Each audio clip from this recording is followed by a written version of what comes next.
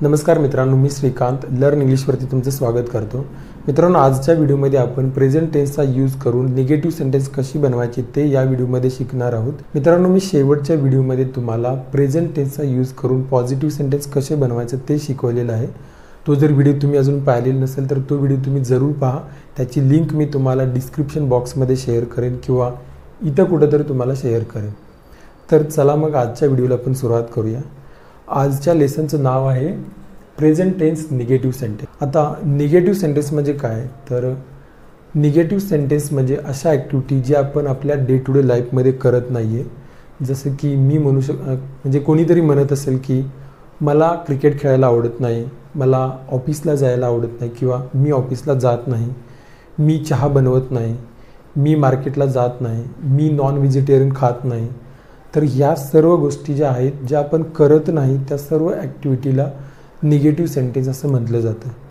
तर हे negative sentence आपण इंग्रजीमध्ये कशा पद्धतीने बोलायचे, तर त्याच्यासाठी 2 रूल आहेत. ते रूल आपल्याला शिकायचे आहेत या व्हिडिओच्या माध्यमातून. पहिल्यांदा आपण फर्स्ट पर्सन आणि सेकंड पर्सनबद्दल बोलूया. फर्स्ट पर्सन आणि सेकंड पर्सन म्हणजे मी आणि तुम्ही. मी ॲज अ फर्स्ट पर्सन, तुम्ही ॲज अ सेकंड पर्सन. तर याच्यासाठी आपल्याकडे 5 सब्जेक्ट आहेत. पहिला म्हणजे मी, त्याला आय म्हटलं जातं. यू म्हणजे तुम्ही, वी म्हणजे आपण, दे म्हणजे अनेक लोक आणि प्लुरल किंवा अनेक वचन. तर या सब्जेक्टसाठी कोणता फॉर्म्युला यूज करायचा ते आपण बघतोय. तर अगदी सिम्पल आहे. जे आपण लास्ट व्हिडिओमध्ये शिकलो ते सेम फॉर्म्युले 2 आहे. त्याच्यामध्ये फक्त डोंट आणि डझंट हे 2 वर्ड ॲड झालेले आहेत. तर हे 2 वर्ड कोठे आणि कसे ॲड करायचे. या सब्जेक्टसाठी जो पहिला फॉर्म्युला आहे तो subject plus don't plus verb plus object. आता डोंट म्हणजे काय, डू नॉट. याला पण तुम्ही डू नॉट असं पण म्हणू शकता. सब्जेक्ट प्लस डोंट प्लस वर्बचा first form plus object. Subject म्हणजे ज्या व्यक्तीबद्दल आपण बोलतो ती व्यक्ती, त्यानंतर डोंट हा वर्ड, त्यानंतर वर्ब म्हणजे ॲक्शन आणि ऑब्जेक्ट म्हणजे राहिलेलं सेंटेन्स. तर हा फॉर्म्युला आपल्याला यूज करायचा. तर आपलं पहिलं सेंटेन्स आहे मी तिथे जातो. याचं कसं इंग्रजी कसं होणार, सब्जेक्ट काय आहे मी, त्याला इंग्रजीमध्ये काय म्हटलं जातं आय. त्यानंतर कोणता वर्ड येणार आहे डोंट. I don't. जात नाही, मी तिथे जात नाही. याच्यासाठी वर्ब कोणता आहे जात नाही. जात नाहीसाठी go. I don't go there. So हे झालं आपलं पहिलं सेंटेन्स, मी तिथे जात नाही, आय डोंट गो देअर. दुसरं सेंटेन्स काय, तुला हे माहीत नाही. तुलाचं सब्जेक्ट काय यू. त्यानंतर काय येणार don't. As per the formula we have to mention don't. You don't, माहीत नाहीला नो आणि remaining sentence you don't know this. तुला हे माहीत नाही. हे झालं दुसरं सेंटेन्स. तिसरं सेंटेन्स कसं आहे, आम्ही गावी राहत नाही. याचा सब्जेक्ट काय वी. त्यानंतर डोंट, आम्ही गावी राहत नाही, वी डोंट. त्यानंतर वर्ब आणि रिमेनिंग सेंटेन्स. सो आम्ही गावी राहत नाही, we don't live in a village. हे झालं तिसरं सेंटेन्स. तर अशा पद्धतीनं आपण डोंट या वर्डचा यूज करून जी ॲक्टिव्हिटी आपण करत नाही त्याबद्दल सेंटेन्स क्रिएट करू शकतो. मी तुम्हाला काही एक्झाम्पल देतो. जसं की मी म्हणे मी चहा बनवत नाही, आय डोंट मेक टी. मी मंदिरामध्ये जात नाही, I don't go to the temple. मी जिमला जात नाही, I don't go to the gym. मला क्रिकेट आवडत नाही, आय डोंट लाईक क्रिकेट. तर या पद्धतीनं आपण अनेक सेंटेन्स क्रिएट करू शकतो या फॉर्म्युल्याचा यूज करून. आता आपण थर्ड पर्सनबद्दल बोलताना कसे सेंटेन्स क्रिएट करायचे, त्याच्यामध्ये डझंटचा यूज कोठे आणि कसा करायचा ते पाहूया. फॉर्म्युला जो असणार आहे आपल्याकडे तो subject plus doesn't plus verb plus object हा फॉर्म्युला आहे. आणि जेव्हा आपण थर्ड पर्सनबद्दल बोलतो, थर्ड पर्सन म्हणजे अशी व्यक्ती जी आपल्यासोबत आत्ता नाही आहे त्या व्यक्तीबद्दल आपण बोलतो. मग ती तिसरी व्यक्ती आपले पप्पा, आपली मम्मी, आपले रिलेटिव्ज, आपले फ्रेंड, कोणी एक सिंग्युलर व्यक्ती असेल. त्याच्यासाठी कोणते सब्जेक्ट आहेत, as told you earlier in the last video. सब्जेक्टसाठी ही, शी, इट, नेम आणि सिंग्युलर हे सब्जेक्ट जर असतील तर त्याच्यासाठी सब्जेक्ट प्लस डझंट प्लस वर्बचा फर्स्ट फॉर्म आणि ऑब्जेक्ट हा फॉर्म्युला यूज करतोय.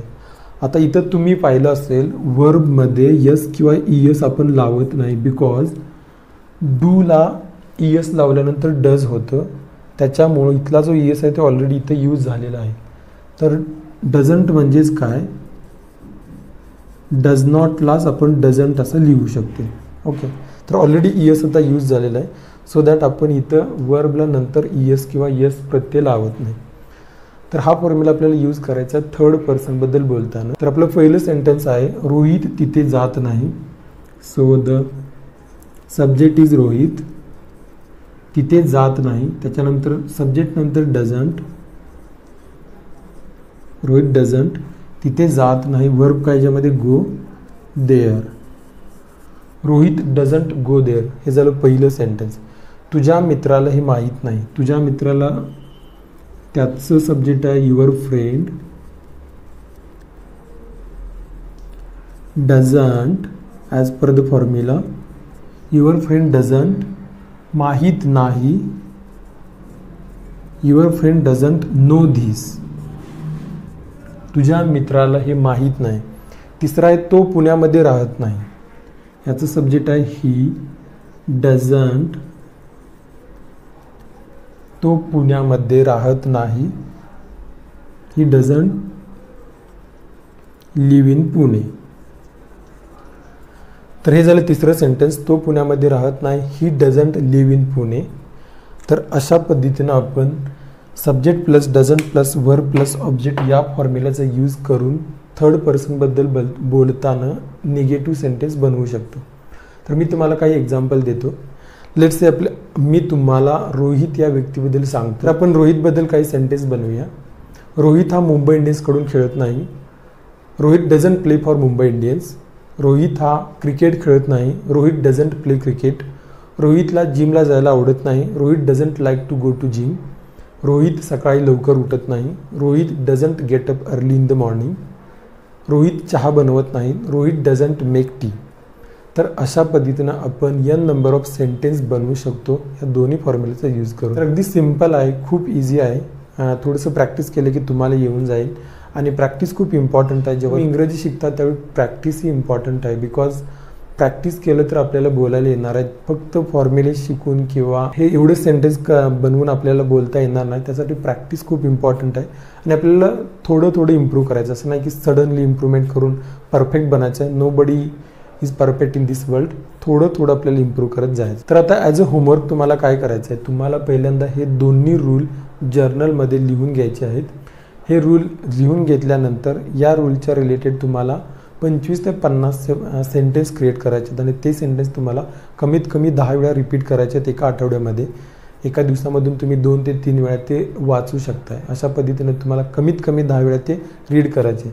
त्याच्यानंतर जर्नल तुम्ही बाजूला ठेवा. आणि सेकंड होमवर्क तुम्हाला असा हा आहे की तुम्ही तुमच्या मित्राला किंवा तुमच्या दीदीला किंवा तुमच्या दादाला समोर उभं करा आणि त्याला तुम्ही ज्या गोष्टी करत नाही ते त्याला इंग्रजीमध्ये सांगा. जसं की म्हणजे काही म्हणजे आता I don't watch cricket, I don't go to the movie, असे सेंटेन्स तुम्ही क्रिएट करा आणि तुम्ही तुमच्या मित्रासमोर तशा पद्धतीने त्याला सांगा. सो दॅट तुमची प्रॅक्टिस होईल. तर हा होता मित्रांनो आजचा लेसन. याच्यामध्ये आपल्याला अजून एक सेंटेन्स शिकायचा आहे. अजून एक वर्डबद्दल थोडी माहिती घ्यायची, ते म्हणजे नेव्हर. हा वर्ड तुम्ही बऱ्याच वेळा ऐकला असेल. नेव्हर म्हणजे कधी नाही. बऱ्याच वेळेला आपण असं म्हणतोय की मी तिथे कधी जात नाही. I never go there. तर याचं इंग्रजी कसं होतं, जिथं आपण डू आणि डझंट लावतो फॉर्म्युलामध्ये जिथं डोंट लिहिलेलं आहे तिथं फक्त नेव्हर हा वर्ड आपल्याला ॲड करायचा आहे आणि बाकीचं सेम राहील. आता मी तिथे जात नाही, आय नेव्हर गो देअर, अशा पद्धतीनं सेंटेन्स बनेल. आता हे झालं डोंटच्या जागी तुम्ही नेव्हर लावू शकता. त्यानंतर सेकंड आहे subject plus doesn't plus verb या फॉर्म्युलामध्ये डझनच्या ठिकाणी नेव्हर यूज करायचं आहे. सेंटेन्स असा असेल की रोहित तिथे कधी जात नाही, रोहित नेव्हर गोज देअर. आता फरक आता इथे हा येतो, जेव्हा तुम्ही तर नेव्हर यूज करता त्यावेळी वर्बच्या ठिकाणी यस आणि ES प्रत्यय तुम्हाला लावायचा आहे. बिकॉज नेव्हरला आपण ES लावत नाही. त्यामुळं ॲज पर द रूल वर्बमध्ये यस किंवा ES येतं. सो दॅट रोहित तिथे कधी जात नाही हे sentence Rohit never goes there असं होईल. किंवा दुसरं सेंटेन्स असं असू शकतं, रोहित कधी क्रिकेट खेळत नाही, Rohit never pledge cricket, Rohit never pledge cricket. तर मित्रांनो हा होता आजचा व्हिडिओ. या व्हिडिओमध्ये आपण प्रेझेंट टेन्सचा यूज करून निगेटिव्ह सेंटेन्स कशी क्रिएट करायची ते आपण या व्हिडिओमध्ये पाहिलेलं आहे. तुम्हाला जर हा व्हिडिओ आवडला असेल तर कमेंट बॉक्समध्ये मला नक्की कळवा आणि या व्हिडिओला लाईक करा. हा व्हिडिओ जास्तीत जास्त मुलांना शेअर करा. पुन्हा भेटूया आपण नवीन व्हिडिओमध्ये. तोपर्यंत keep learning, keep practising and keep improving.